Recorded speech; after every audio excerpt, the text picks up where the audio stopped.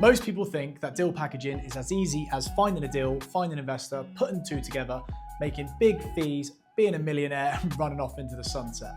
However, like any business, you're going to make mistakes at the start, and I have mentored hundreds and hundreds of people on how to start, build and grow their deal packaging businesses. So lucky for you, I have seen the mistakes that they make at the start and how to avoid and fix them so that you can start your deal packaging business on the right foot. If you don't know me, my name is Sam Joy. I have mentored hundreds and hundreds of people on how to start, build and grow proper structured deal packaging businesses. So in this video, I'm going to walk you through the mistakes that I see people make and how you can avoid them.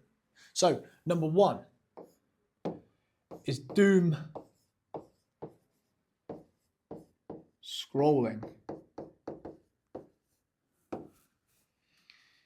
Lots of people think that they're being proactive, looking for deals on Rightmove all day and every day. I speak to lots of mentees and they tell me they've been really busy, and I ask what they've been doing and they say, yeah, I've just been looking for deals on Rightmove. Now, in my opinion, we should be looking for motivated sellers and motivated people that want to rent their properties for rent to rent. However, do you think those people are just sat on Rightmove with their listings waiting for people to come to them? No. So we need to go to them and find them out in different ways, like auction houses, direct relationships with agents for off-market deals, direct vendor marketing, Facebook ads. So if you are someone that is just doom scrolling on Facebook, looking for deals, thinking that you're being proactive and busy, you're probably just wasting a little bit of time. So stop doing that, find a target criteria that you want and go and reach people and build relationships, do direct vendor marketing and actually find motivated sellers. Number two on our list is over promising. A lot of people in their early stages, they over promise and under deliver to builders, landlords, homeowners, agents, and especially investors. They inflate numbers, they tell people things are going to get done, and then it doesn't happen. So what we should do is under promise and over deliver. We should under promise on timelines, under promise on returns, and under promise on things like GDVs, nightly rates. Because if you over promise and you don't deliver on that, these people are not going to want to work with you again. So we under promise and over deliver so that everyone is happy and we beat expectations. That way people are going to want to come back and work with us again and not tarnish our relationships. Our next one on the mistakes list is thinking this is a get rich quick. I do not like this. People think that because deal packaging is a low money in strategy and you can earn big fees, that you can earn big money really quickly and that is a get rich quick. But like any business, it takes time, it takes sacrifice, it takes hard work, and you've got to face a lot of bloody rejection. So if you're coming into this business and you think that it's going to be a get rich quick, you got something coming. Time and time again, I see people try and start in and building the business, and then after a few weeks, they don't earn any money, and they call it a scam, and then they just quit. That is what gives property deal packaging and property sourcing a bad name. So what you should do is come into this business with the mindset that it may take you a year to earn your first pound. But as humans and people that just work for jobs and paid hourly, we're so used to working, getting paid, working, getting paid. Business isn't like that. I tell my mentees, the work you do today, you'll get paid for in 6 months to 12 months. So like Alex Hormozy says, think in decades, not days. This is not a get rich quick scheme. It is a business that takes hard work, but will be massively rewarding if you put in that work. Number four is deals only. Excuse my writing, you're here for my knowledge, not my writing. Working on deals only. Now, yes, the name is deal packaging and property deal packaging. However, there are two sides to this business. There are the deal side, the investor side. And what I see too many people do at the start is they focus on the deal side and bring it up to a level like here, but their investors are here. Meaning You're going to find deals, but you're going to have no investors to buy those deals. And I see it time and time again. People scrambling in Facebook groups, trying to flog a deal, literally trying to go anywhere just to find an investor. But for me, I say to my mentees, what makes a deal?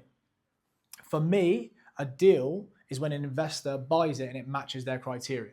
So if you're looking for deals, but you don't have a clue what investors want, how do you know it's a deal? So you've got to make sure that you're working on the investor side of the business too.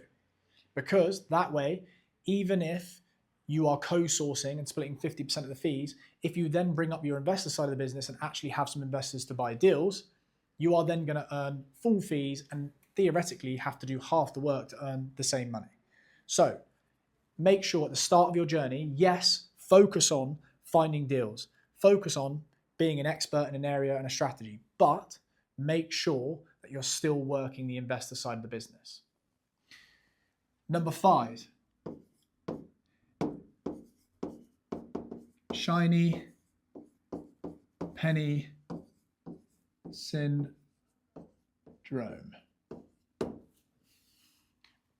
Now, let's be honest, we all know some person like this. One week they're doing buy-to-lets, next week they're doing HMOs, next week they're doing commercial conversions, and then they saw someone post on TikTok, now they're doing holiday lets.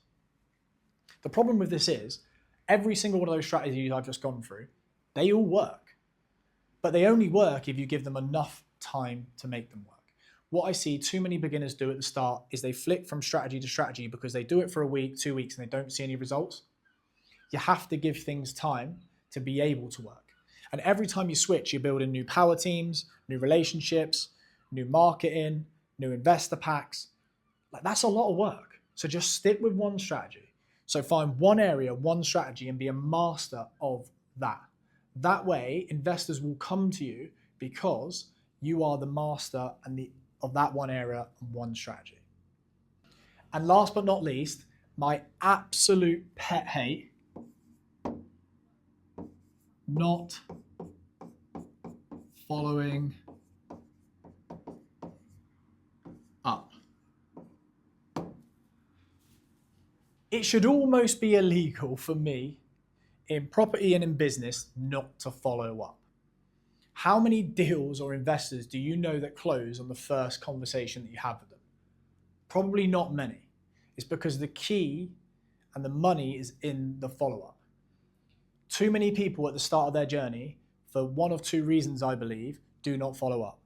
Number one, they're disorganized. They don't have a CRM. They don't know where their leads are at. They don't have any notes. And when they try to find them, it's all over the place. And secondly is they assume. They assume that because that person said no or they're not ready to move forward now, that means they just don't want to work with them and it's a no forever. The people that succeed in this business are the people that follow up till they die. What I mean by that is, let's say you've got a lead, a direct vendor lead, and you've put an offer in and they've rejected it at the start. You want to be following up with that lead every single week so that if they do change their mind, they actually need to sell quickly, and they need to find someone, they come to you because you have been following up every single week. What won't happen is you put your original offer in, you never follow up, and then they just call you out the blue when they've changed their mind. I've seen it happen time and time again. So if you follow anything out of these common mistakes, please make it your mission to follow up with leads. I promise you that single thing will change your business overnight. But remember, mistakes are normal. We all make them. I make them. I still do things like this on the board. But what's important is that we learn and understand why they're mistakes and learn from them so we try to avoid them in the future. All business owners make them. It's a part of the game. So if you've enjoyed this content and this has been helpful for you and you want to see more about property deal packaging and property, hit the like and subscribe button because there's going to be loads more content coming on how to get into property and to build a property deal packaging business. See you soon.